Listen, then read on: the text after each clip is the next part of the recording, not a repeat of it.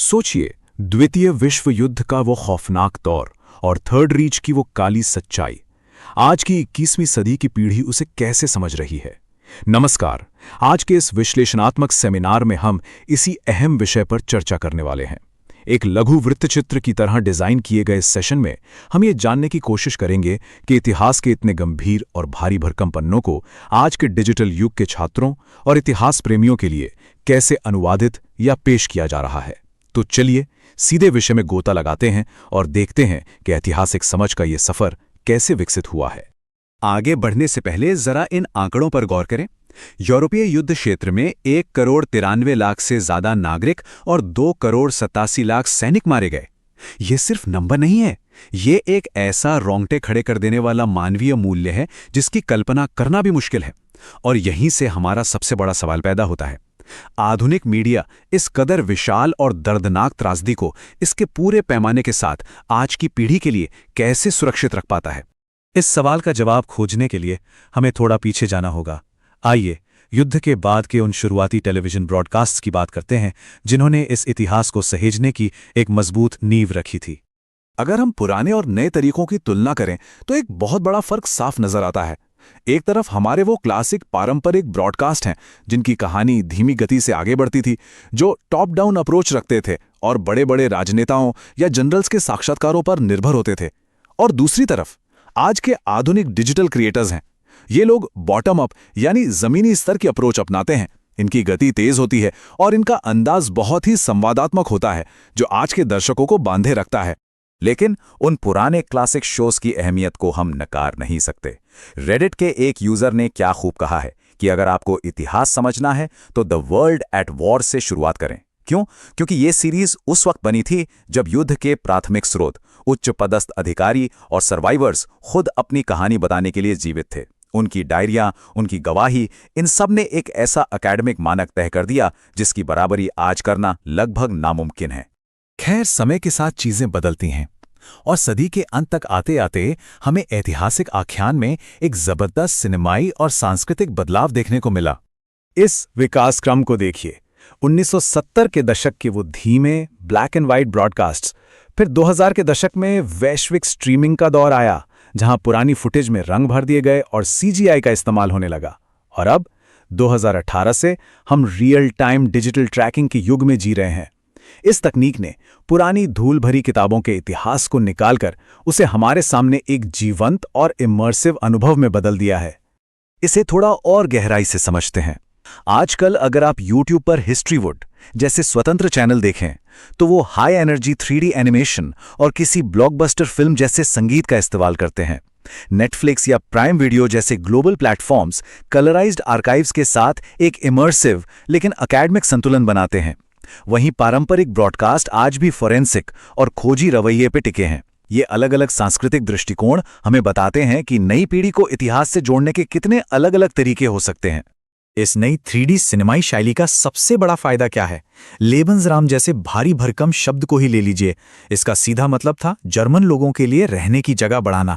अब एक आधुनिक डिजिटल चैनल सिर्फ इसकी परिभाषा नहीं रटेगा, वो शानदार एनिमेशन का उपयोग करके रणनीतिक नक्शों पर इस खौफनाक विस्तारवाद को जीवंत कर देगा। इससे इतिहास के छात्रों को भू राजनीति का एकदम सटीक और स्पष्ट विजुअल मिल जाता है। चलिए अब इस चर्चा को एक बहुत ही दिलचस्प दिशा में ले जाते हैं। ऊपर से नीचे देखने के बजाय आइए बॉटम अप यानी जमीनी स्तर की खोज पर बात करते हैं। आज का दर्शक सिर्फ बड़े बड़े नेताओं की बातें नहीं सुनना चाहता, वो उन जगहों को महसूस करना चाहता है जहां इतिहास असल में घटा था। इसलिए आज युद्ध के मैदानों में मेटल डिटेक्टिंग, स्थानीय गोलमेज चर्चाएं और व्यक्तिगत डायरियों को सहेजने जैसी चीजें इतनी लोकप्रिय हो रही हैं। ये सब महायुद्ध की उस भव्य और डरावनी कहानी को आम इंसान की जमीनी हकीकत से जोड़ देते हैं। इस ट्रेंड को समझने के लिए इस रेडिट कोड को देखिए। लोग आयरन माइक मेटालो डिटेक्टिंग जैसे चैनल्स को इसलिए पसंद कर रहे हैं क्योंकि वे सरकारी अभिलेखागारों की परवाह किए बिना सीधे जमीन खोदकर इतिहास बाहर निकाल रहे हैं। सोचिए, एक सैनिक की खोई हुई चीज सीधे मिट्टी से निकालना, यह इतिहास को किसी म्यूजियम के शीशे के पीछे से देखने के बजाय सीधे महसूस करने जैसा है। और इसी से जुड़ा है हमारा अगला पड़ाव, रियल टाइम डिजिटल इतिहास।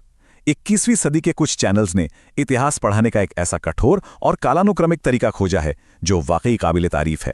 11 लाख, जी हां, 1.1 मिलियन। ये कोई मामूली आंकड़ा नहीं है। ये वर्ल्ड वॉर 2 जैसे यूट्यूब चैनल्स के सब्सक्राइबर्स की संख्या है। जो लोग कहते हैं कि आज की पीढ़ी का ध्यान इतिहास में नहीं लगता, उन्हें ये नंबर देखना चाहिए। ये साबित करता है कि आज भी दर्शकों और छात्रों में अकादमिक रूप से गहरी और विस्तृत जानकारी की भारी भूख है। इंडियन ईडेल और उनकी टाइम घोस्ट टीम जैसे क्रिएटर्स ने एक कमाल का तरीका अपनाया है। आमतौर पर हम इतिहास कैसे पढ़ते हैं? हमें परिणाम पहले से पता होता है कि फला देश जीत गया, फला हार गया। लेकिन ये डिजिटल चैनल्स रॉ डेटा को उठाते हैं और उसे सप्ताह दर सप्ताह ट्रैक करते हैं। आप युद्ध को ऐसे अनुभव करते हैं मानो वो आज अभी घटित हो रहा हो। ये तेज गति वाले माहौल में ऐतिहासिक सटीकता बनाए रखने का एक बेहतरीन उदाहरण है। और सबसे अहम बात, ये सीरीज हॉलोकास्ट जैसी डरावनी वास्तविकताओं से कतराती नहीं है। आइंसेट्स ग्रुप इन जैसे डेथ स्क्वाड्स की क्रूरता को समझाते वक्त ये चैनल सनसनी के बजाय पूरी अकादमिक अखंडता और गंभीरता के साथ काम करते हैं। वे सुनिश्चित करते हैं कि इतिहास का सबसे काला सच भी पूरी प्रामाणिकता के साथ सामने आए।